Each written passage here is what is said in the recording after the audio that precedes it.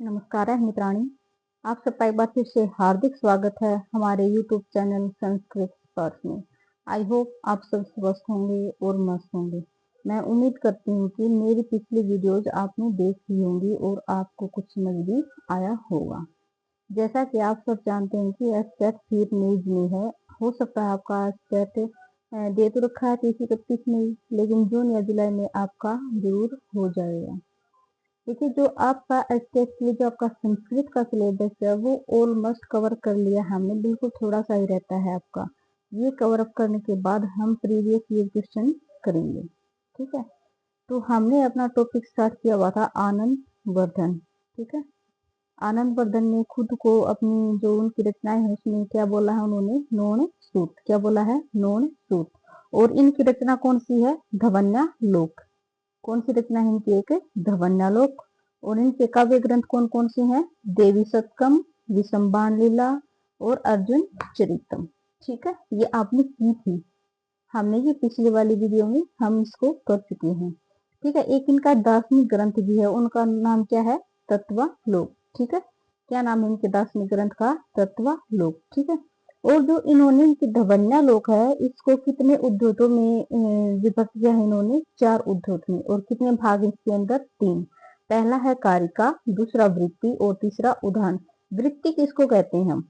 कारिका का व्याख्यात्मक रूप, उसको हम क्या बोलते हैं? वृत्ति बोलते हैं। और उद्धृत कितने इसके अंदर? 4। ठीक है, तो इसके अंदर हमने प्रथम उद्धृत स्टार्ट किया हुआ था। प्रथम उद्धृत में हम कर चुके थे यहाँ तक कि जो आनंद वर्धन है उन्होंने कितने व्यंग्य अर्थ के कितने वेद दिए थे? 3। वस्तु ध्वनि, अलंकार ध्वनि और रसादि ध्वनि। ठीक है, और इनके विरोधी कितने थे? अभाववादी, भक्तिवादी और अनिर्वचनीयवादी। ठीक है, जो अभाववादी हैं उन्होंने क्या कहा है कि ध्वनि तो है ही नहीं। ठीक है, और जो भक्तवादी हैं उन्होंने क्या कहा था कि ध्वनि गौण है, अगर होगी तो हम इसको बाद में लेंगे। ठीक है, और जो आपके अनिर्वचनीयतावादी हैं यानी कि जो अलक्षणीयतावादी हैं उनका मत क्या है कि ध्वनि निर्माण व परिभाषा रहित है। ठीक है, तो हम यहाँ तक अपना कंप्लीट कर चुके थे। तो आज हम करते हैं अपना प्रथम पक्ष। प्रथम पक्ष कौन सा था आपका? अभाववादी। ठीक है, अभाववादी। ठीक है, अभाववादियों के इस प्रथम पक्ष का यह कहना है कि कोई भी शब्द संकेत की सहायता से अपने अभिधा नामक व्यापार के द्वारा ही अपने अर्थ को कहता है। यानी कि शब्द संकेत के द्वारा ही हम दूसरे को हम समझा सकते हैं। ठीक है, यह अनुभव सिद्ध तथ्य है। इस प्रकार अभिधा वृत्ति के द्वारा अपने अर्थ को कहने वाला शब्दवाचक और शब्द के द्वारा अभिधा वृत्ति से कहे गए अर्थ को क्या कहा जाता है? वाच्य कहा जाता है। ठीक है, अतः वास्तव में वाच्यातिरिक्त व्यंग्य नाम का कोई अन्य व्यापार है ही नहीं जिसमें व्यंग्यार्थ की संभावना की जा सके। ठीक है, दूसरा पक्ष कौन सा आपका? भक्तवादी। भक्तवादियों का कहना है कि यदि वाच्यातिरिक्त व्यंग्य नाम का कोई व्यंग्यार्थ हो तो उसको स्वीकार कर लिया जाए तो वह अविद्या के बाद में ही आएगा। ठीक है, क्योंकि इन्होंने ध्वनि को क्या माना है? गौण माना है। क्या माना है? गौण माना है। ठीक है, तृतीय पक्ष आपका क्या कहता है? तृतीय पक्ष का मत है कि वह ध्वनि रूप अर्थ हो और वह लक्षणा से भी स्वतंत्र हो जिसके द्वारा सहज बोध हो जाता है, परंतु इस व्यंग्यार्थ को परिभाषा व नियम में स्पष्ट नहीं किया जा सकता। ठीक है, अर्थात इसके स्वरूप को नहीं कहा जा सकता। ये किसका मत है? तृतीय पक्ष का। कौन है? अनियतावादी और अलक्षणीयतावादी। ठीक है, क्लियर यहाँ तक? इन तीनों पक्षों में जो ध्वन्य भाव मत यानी कि ध्वनि प्लस अभाव नामक प्रथम पक्ष है उसको भी 3 भागों में विभक्त किया है। जो ध्वनि को मानते ही नहीं है इसके प्रथम पक्ष उनको कितने भागों में विभक्त किया है? 3 प्रकार से। ध्वन्यमानार्थ, काव्य शब्दार्थ शोभकारी और अतिशयवादी यानी कि चमत्कार। इन तीनों ही पक्षों के आधार पर प्रथम पक्ष को माना जाता है।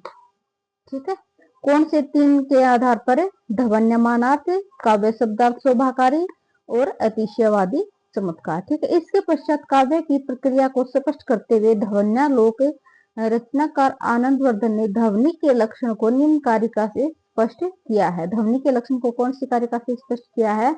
यु अर्थ से अर्धश्लाघ है, काव्यम मेति व्यवस्थित है, वाच्य प्रत्ययमान्य खेतस्य भेदा भुवो संवितौ।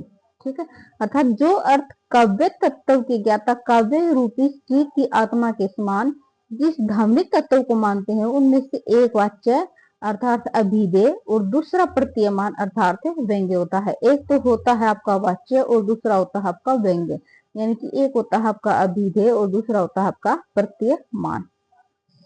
ठीक है, क्लियर यहाँ तक? ये इतनी इंपॉर्टेंट नहीं है, आप इनको आप छोड़ सकते हो। नेक्स्ट आपका आता है द्वितीय उद्धोत। दूसरे उद्धोत, देखिए पहले उद्धोत में क्या था, इसके अंदर जो आपके विपक्ष थे उनका वर्णन किया गया है। ठीक है, और दूसरे उद्धोत में क्या है, जो ध्वनि के भेद हैं और उनके स्वरूप का विस्तार के सहित व्याख्या की गई है। ठीक है, द्वितीय उद्धोत में ध्वनि के कितने भेद बताए हैं? दो। कितने भेद बताए हैं? दो, याद रखना। ध्वनि के कितने भेद बताए हैं? दो। पहला है अभिधामूला ध्वनि और दूसरा है लक्षणामूला ध्वनि।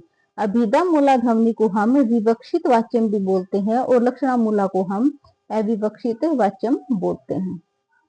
पूछ सकता है कि अभिधामूला का दूसरा नाम क्या है और लक्षणामूला का दूसरा नाम क्या है। इन दोनों का स्वरूप सहित वर्णन ही इस उद्धोत की विषय वस्तु। कौन से उद्धोत में? दूसरे उद्धोत में, जिसमें काव्य के गुण विवेचन, ठीक है, आदि का विस्तार से वर्णन किया गया है। आनंदवर्धन ने भी अपनी रचना के काव्य के तीन भेद निर्धारित किए हैं। कितने भेद निर्धारित किए हैं इन्होंने भी? तीन। पहला ध्वनि काव्य, दूसरा गुणीभूत व्यंग्य काव्य और तीसरा था चित्र काव्य। ठीक है, ध्वनि काव्य को कौन सा काव्य कहा गया है? उत्तम काव्य।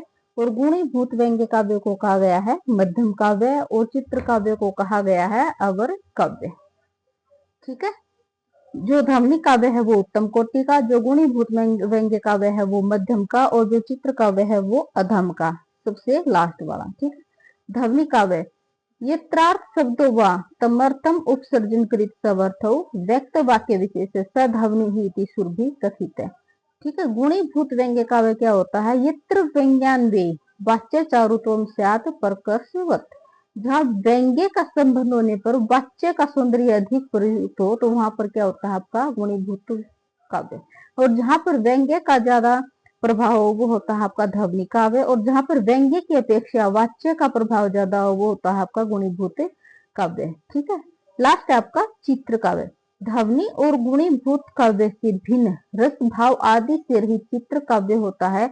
और इस चित्र काव्य दो प्रकार का होता है, एक तो हमने पीछे भी किया था सब चित्र काव्य और अर्थ चित्र काव्य। इसी उद्धोत में रस और काव्य गुणों का विस्तार से वर्णन किया गया है। ठीक है, उपयुक्त वर्गीकरण में से ध्वनि काव्य अर्थात उत्तम काव्य का ही विस्तार से वर्णन तथा इस द्वितीय उद्धोत में किया गया है, और मध्यम और अवर काव्य का वर्णन किसमें किया गया है? आपके तृतीय उद्धोत में। पूछ सकता है कि दूसरे उद्धोत में किसका वर्णन किया गया है? ध्वनि काव्य का। ठीक है, और तृतीय उद्धोत में किया गया है इसके अंदर जो आपका गुणीभूत व्यंग्य काव्य है और आपका चित्र काव्य। ठीक है, इस उद्धोत में मध्यम व अवर काव्य का विस्तार से वर्णन किया गया है। कौन से उद्धोत में? तृतीय उद्धोत में। इसके अतिरिक्त पद, वाक्य, पद्यांश और रचना आदि के द्वारा ध्वनि की प्रकाशियता का वर्णन किया गया है। इसलिए संघटना के आधार पर काव्य को कितने भागों में विभक्त किया गया है? तीन भागों में। कौन से? असमास काव्य, मध्यम समास काव्य और दीर्घ समासीन काव्य। असमास काव्य में क्या आता है आपका? वैदर्भी रीति माधुर्य गुण, वैदर्भी रीति और माधुर्य गुण। मध्यम काव्य में आता है आपका पांचाली रीति ओज गुण, और दीर्घ समासीन में आपकी आती है गौड़ी रीति और ओज गुण। पूछ सकता है गौड़ी रीति कौन से उसमें आती है? दीर्घ समासीन काव्य में, और वैदर्भी रीति किसमें आती है? असमास काव्य में। ठीक है, इसी उद्धोत में यह भी वर्णित है कि जो मुक्त काव्य में आपका वर्णन किया जाता है रसाश्रित औचित्य का, खंड काव्य में अल्पीय दीर्घ और नाटक काव्य में रसानुसार किया जाता है। ठीक है, अंत में सादृश्यता या तुलना के आधार पर काव्य की निकृष्टता व गुणवत्ता को भी तीन भागों में विभक्त किया है। कौन से? एक है आपका प्रतिबिंबित, दूसरा है आलेख्यवत और तीसरा है तुल्य देहीवत। यानी कि प्रतिबिंबित होता है वो भी हेय होता है और आलेख्यवत भी हेय होता है चित्र के आकार के समान, और जो तुल्य देहीवत होता है वो ग्राह्य होता है। ठीक है, दूसरे प्राणी के समान। ठीक है, चतुर्थ उद्धोत में क्या वर्णन किया गया है इसके अंदर? इस चतुर्थ उद्योग में ध्वनि की उपयोगिता का विस्तार से वर्णन किया गया है। आनंदवर्धन ने बताया है कि ध्वनि की गुणवत्ता तथा गुणीभूत व्यंग्य के सहयोग में अतिशय चमत्कार उत्पन्न हो जाता है। व्यंग्य की प्रतिमा काव्य को प्रसिद्ध करती है और ग्रंथ की इति श्री करते हुए ग्रंथकार ने कहा है कि माँ सरस्वती कवि की सहायता करती है, इसलिए कवि को काव्य में आवश्यकता अनुसार काव्य में प्रबंध करना चाहिए। ठीक है, लास्ट में किससे प्रार्थना की गई है? माँ सरस्वती से। इस प्रकार आनंदवर्धन ने संपूर्ण संसार ध्वन्यालोक में ध्वनि प्रतीयमान अर्थ को उत्तम रूप में परिभाषित किया है। ध्वनि की प्रेरणा आनंदवर्धन को व्याकरण के स्फोटवादी सिद्धांत से उत्पन्न हुई है। आनंदवर्धन को ध्वनि की प्रेरणा कहाँ से मिली है? व्याकरण के स्फोटवादी सिद्धांत से। स्फुटयति अर्थ यस्मात् इति स्फोट है। ठीक है, और जो ध्वन्यालोक पर कितनी टीकाएं लिखी गई हैं? 2। कौन सी? लोचन टीका और चंद्रिका टीका। जो अभिनव गुप्त की है कौन सी? लोचन टीका, और जो अभिनव के पूर्वज हैं उनकी है चंद्रिका टीका। इस प्रकार से ध्वन्यालोक पर कुल कितनी टीकाएं प्राप्त हुई हैं? 2। कौन सी? लोचन टीका और चंद्रिका टीका। ये टीका ध्यान रखना। तो आज आपका आनंदवर्धन कंप्लीट हो गया है। देखिए, आप मेरी इनको आप 2 बार भी देखोगे ना तो आपका ये क्लियर हो जाएगा। ठीक है, अगर आपको लगता है कि मेरी वीडियोज आपके लिए लाभदायक हैं, आपका ज्यादा टाइम वेस्ट नहीं कर रही हैं, तो प्लीज मेरे चैनल को लाइक, शेयर और सब्सक्राइब जरूर कर दीजिए। तो फिर मिलते हैं कल अपने विश्वनाथ के साथ। तब तक के लिए आप सब अपना ध्यान रखना। धन्यवाद।